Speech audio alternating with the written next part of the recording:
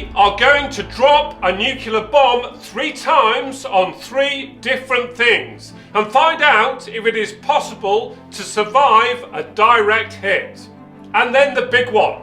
We are going to create the Armageddon and see if these people in this town can survive.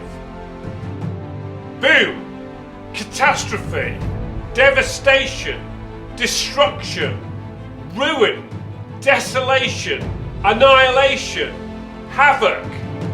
We are going to create the lot. We are going to drop a nuclear bomb on this government building, this man, this parrot, and then the big one, the piece de resistance, the mega boom, the start of global devastation, the commencement of the entire world being at stake, greater than all-out nuclear war. We are going to create the Armageddon, mass destruction and potentially complete annihilation.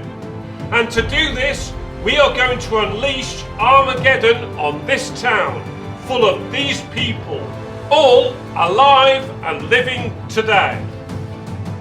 So, let's find out. It is time to deliver a series of direct hits and find out if it is possible to survive. First off is our government building, and inside is the woman who wrote the survival code for all of us should we face a direct hit from a nuclear bomb. This is Mary, and under the section Protective Actions on the government website, Mary wrote, "Stay inside and close all the windows and doors. Hide under a desk to protect against falling debris."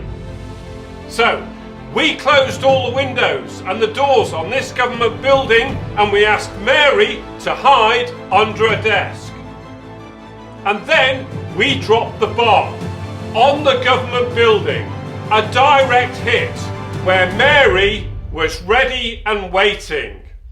A bomb that took nearly 24 hours to run its course. Unfortunately, when we returned after the explosion, many days later, when it was safe to do so, the building had completely disappeared and there was no trace of Mary. Moving swiftly on, our next challenge is to see if this man, Blake, can survive a direct hit from a nuclear bomb. We allowed Blake to choose one thing to help him protect himself from the bomb, and Blake chose an underground bunker fortified in concrete 100 metres below the surface, accessible only by train and on an endless loop to allow Blake to race and escape if he should need to. So, we dropped Blake into the bunker, stood clear, watched from afar, and then dropped the nuclear bomb. Once again, a direct hit. Blake was in the bunker and the nuclear bomb had hit this head on. Unfortunately, when we returned after the bomb had hit many days later, when it was safe to do so, the ground had completely opened up, the bunker had been obliterated, and there was no trace of Blake. Next off, we have the scarlet macaw parrot known as Fock. Can Fock survive a direct hit from a nuclear bomb? We asked Fock, yes, a parrot, don't blame me, I didn't write the script, to choose one thing to help protect him from the explosion of the bomb. And Fock told us that he needed nothing. When the bomb hit, he would escape into the quantum world, the alternative universe, the place man calls heaven, the promised land, the place where we all end up going, but none of us know how to access. So having nothing to agree to, we agreed to Fox's request, and then we stood clear, watched from great distance, and then dropped the nuclear bomb. And once again, the bomb made a direct hit. And this was Fox's chance to survive a nuclear bomb. Unfortunately, when we returned 1 week after the explosion, the area had been obliterated and nothing was left. There was no sign of Fox and no pile of red feathers.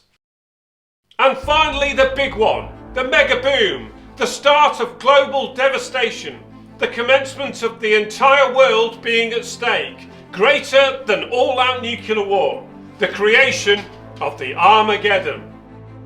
This time, it would not just be one nuclear bomb, but instead we would unleash 5 bombs at a time in 5 waves of attack. A mass destruction. And to do this, we're going to unleash Armageddon on this town, full of these people, all alive and living here today. And to help protect the town and all the residents, we took a poll to establish what was the one thing that they would choose to help protect them from the bomb.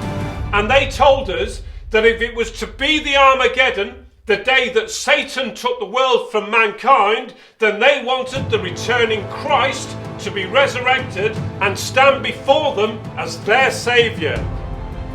So, off we trotted to Jerusalem, opening up a 2,000-year-old grave and resurrecting the saviour, Jesus Christ. And then, when in situ, we released the first wave of bombs across the landscape.